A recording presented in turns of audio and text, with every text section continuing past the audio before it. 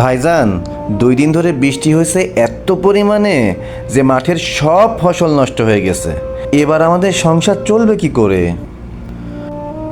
হ্যাঁ, সেইটাই তো ভাবতেছি, বউ ছেলে মেয়ে নিয়ে আমরা খাবো কি? আমার মাথায় না একটা বুদ্ধি আইছে। আমার মনে হয় তোমরা দুই ভাই চেষ্টা করলেই আমাদের সংসারটা ভালোভাবে চলতো। কি বুদ্ধি ভাবি, বলো না।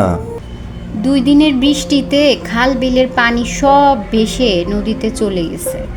এখন যদি তোমরা নদীতে গিয়ে বড়শি দিয়ে 2 ভাই মিলে মাছ ধরো, তাহলে মেলা মাছ পাবানি। ঠিক তো, কথাটা তুমি ঠিক কইছো। ভাইজান, ও ভাইজান, ঘরে আসো নাকি? হ্যাঁ, কিরে, কখন যাবা মাছ ধরতি? রাত্রি 3টের দিকে যাবানি।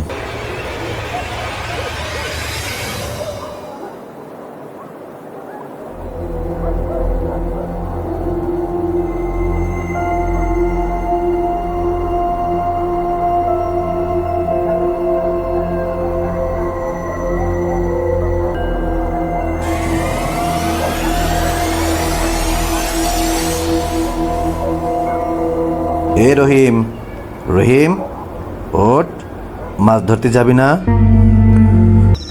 চল, এবার আমরা শ্মশান ঘাটে যাই।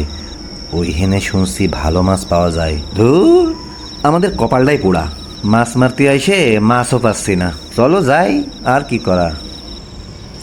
হঠাৎ রহিমের বড়শিতে একটি মাছ ধরা পড়ল। হঠাৎ মাছটি খিলখিল করে হেসে উঠল।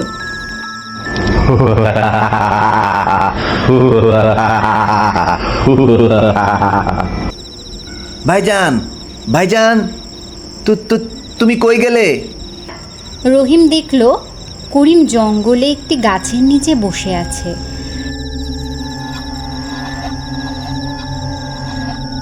আর তারপর করিমের চেহারা পরিবর্তন হয়ে এক বিভৎস চেহারার একটি অবয়বে পরিণত হলো।